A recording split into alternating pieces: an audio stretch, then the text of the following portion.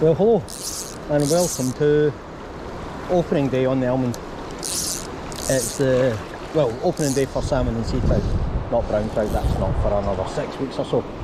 So I'm a wee bit rusty, so you'll have to put up with my shoddy casting for a little bit. So yeah, I've been looking forward to this for quite a long time. If you've been watching the attempts at sea fishing I've been having, you'll know that I haven't actually managed to hook into anything with a tail for weeks, well, months now, because the last time I caught a fish was the end of last season, which was October the 31st, right in this very pool. So it's good to be back and putting my cast in. So I'm just trying to find my foot in here. It's been a while since I fished here, so I'm going to have to try and remember where all the holes are and where it's safe and not safe to wade. But of course the river's changed since I last fished it. Hang on a second, I'm going to have to just get some line out here. Okay. So yeah, it's good to be back. We've had the opening day ceremony, really toasted the river, toasted ourselves as well. A little bit of whisky and burgers for breakfast today, which is a good start, I feel. So there's quite a few rods out today, I say, because it is opening day. There's one of the other members down there, there's a couple of guys just above me, but you know, no one's like going to get all territorial or anything. You know, just no one's expecting to catch anything. It's just nice to be out. I don't know what's going on here. Oh, that's what it is, right, okay. I couldn't cast out there and I was wondering what was going on. I had something stuck on it, my fly, but it just come off. I think I got a wee twig or something. So hopefully this season it will go better than it did last season, especially with the weather. Because the weather last year was appalling and the river was on it, either flooded or on its bones for most of the year. It was difficult to fish.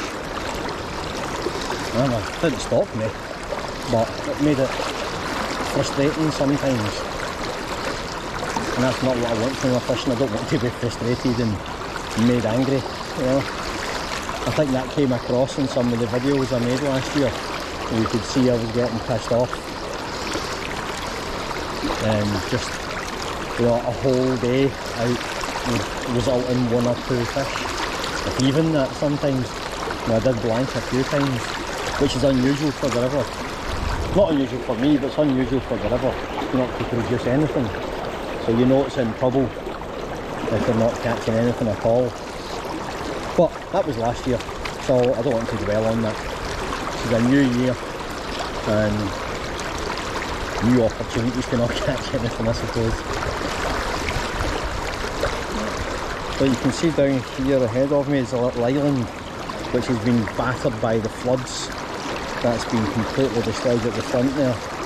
So I don't know if the pool below that's fishable anymore, if it's even safe to go down that way. I'll have to wait until the water's a little bit lower and go and investigate that. There's a nice wee pool just down there, but it's difficult to get to, and I don't want to risk it, especially now that I don't know what the bottom of the river's like. You're wondering why I'm casting in such an awkward way. It's because I don't have a back cast here, so I'm just trying to roll the line out. It's not very graceful, but what do you expect? So, as expected, I've had to move down a little bit. That's okay.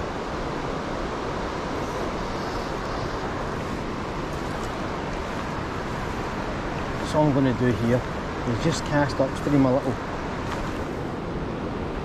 and just let the river do the work for me. Oops. I'm trying to find my foot in here. Oops, Jesus. Yeah, I don't remember this from last time I fished here, but as I said, the riverbed changes all the time. but after the floods of last year, it's almost completely different here from what I remember. So I'm going to have to be just that wee bit extra careful.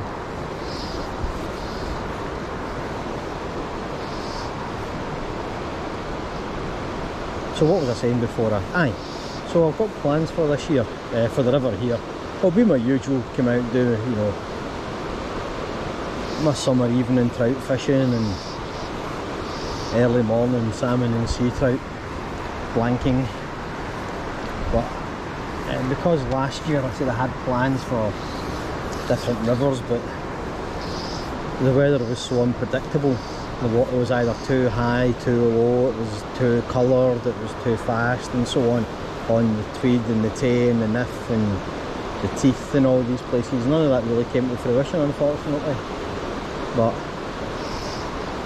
I'm going to make a definite effort this year to get at least some of that done. And my grayling fishing, which I know a couple of people have asked me about in the last week or so, hasn't actually happened yet, because where I was going to go fishing for them on the Musselburgh-esque, again the water's either been too high, too dirty, or it's been frozen, or it's been freezing. You know, it's not good fishing conditions, so I haven't managed to get that done. But I think maybe not tomorrow, maybe Monday, I'm going to get out to the Musselburgh-esque for the grayling. And I was talking to one of the members earlier on there who'd been fishing for grayling down on the Tweed, and he showed me some pictures of like fish around £3, which is a good sized grayling. So I know it's not the same place I'm fishing, but it's made me wonder, should I just go ahead and bite the bullet and buy a ticket for the Tweed as well? Right, so yeah, I'm a lot rustier than I remember now, than I thought I was going to be, and I've forgotten how to cast by the looks of it. But I'll persevere. This will just be like a wee short video, because I don't want to be taking up what I consider to be the best sea trout pull for too long, especially on the opening day, because some of these guys I might not see again for quite a long time. So I'll give them a chance to get in if they want.